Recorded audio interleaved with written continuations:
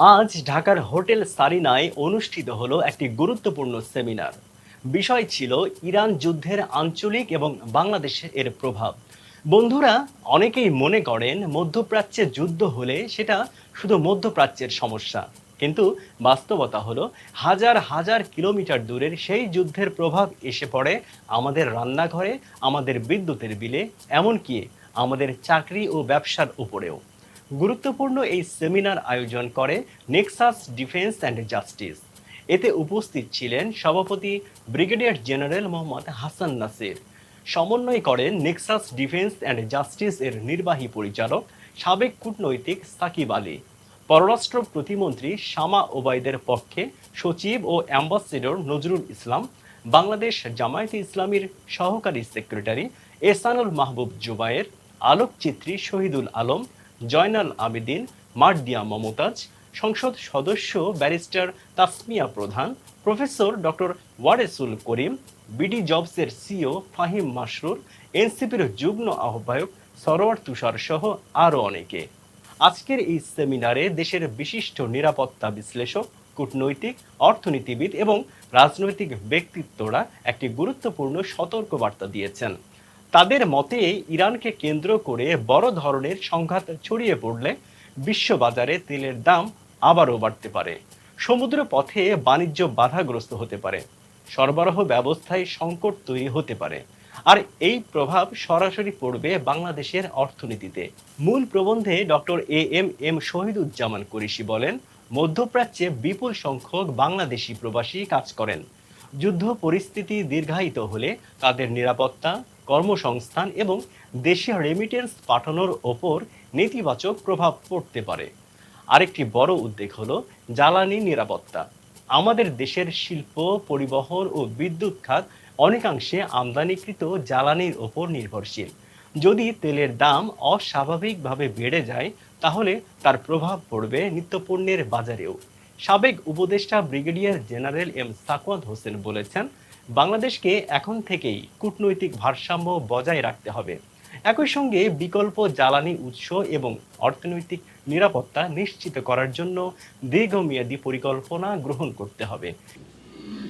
Multipolar ওয়ার্ল্ডে যাওয়ার জন্য বাংলাদেশের মতো দেশ উইথ এ নিউ গভর্নমেন্ট আমরা তৈরি কি না, যেটা আমার মনে হচ্ছে আমরা তৈরি নই। আমরা ঠিক বুঝতে পারছি না যে how this multipolar world will work and how we are going to accommodate. তার কারণ প্রথমে একজন বলে গেছেন যে আমরা তড়িঘড়ি করে took a decision not understanding whole complex. The কমপ্লেক্সটা কি? World is getting divided again, three major division, if not three, two major division. And then of course the third dimension. And third dimension হচ্ছে মধ্যপ্রাচ্য যেমন আছে তেমন হয়তো থাকবে কিনা, এটা নিয়ে বড় প্রশ্ন, অনেক বড় প্রশ্ন। এবং মধ্যপ্রাচ্যে ইউএস ডমিনেশন থাকবে কিনা, এটা হচ্ছে আরেকটি প্রশ্ন, যেটা আমার মতো ক্ষুদ্র ব্যক্তি মনে করি ইউএস ডমিনেশন থাকছে না। There were 16 bases of US in the Middle East. এবং যেই কারণে এই যুদ্ধটা একটু অন্যরকম হয়েছে। একজন এখানে বলে গেছেন, which I agreed, I wrote my article in which I said ইসরায়েলের জন্য the elite Israel অথবা বিগার ইসরায়েল, যেটা নমুনা আমরা এখন দেখছি, half of Lebanon will be captured by Israel. এবং তাদের নেক্সট যদি বলি, if they can get a chance, next হচ্ছে আপ টু সেনাই, because that they say it's a promised land.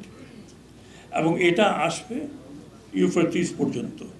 এটা হচ্ছে বিগার ম্যাপ অফ ইসরায়েল। এটা হবে কিনা, এটা হবে যদি ইরান ক্যাপিচুলেট করে। দিস ইজ মাই স্টাডি, আমার ব্যক্তিগত মতামত, is my personal study, you may differ. সেমিনারে আরও বলা হয়, শুধু মধ্যপ্রাচ্যের বাজারের ওপর নির্ভর না করে তৈরি পোশাক সহ অন্যান্য রপ্তানি খাতের জন্য নতুন বাজার খুঁজতে হবে। পাশাপাশি বিদেশে অবস্থানরত বাংলাদেশি কর্মীদের নিরাপত্তা নিশ্চিতে কূটনৈতিক তৎপরতা বাড়াতে হবে। প্রশ্ন হলো, বিশ্ব রাজনীতির এই অস্থির সময়ে বাংলাদেশ কতটা প্রস্তুত? যদি মধ্যপ্রাচ্যের সংকট আরও গভীর হয়, তাহলে কি আমরা নতুন অর্থনৈতিক ধাক্কার মুখোমুখি হব? আপনার কি মনে হয় ইরান যুদ্ধের সম্ভাব্য প্রভাব মোকাবেলায় বাংলাদেশের সবচেয়ে বড় অগ্রাধিকার কি হওয়া উচিত? কমেন্টে আপনার মতামত জানান। ভিডিওটি ভালো লাগলে লাইক, শেয়ার এবং সাবস্ক্রাইব করতে ভুলবেন না। আমি শামসুল হাবিব সাদিল, আবারও দেখা হবে নতুন কোনো গুরুত্বপূর্ণ ইস্যু নিয়ে। আল্লাহ হাফেজ।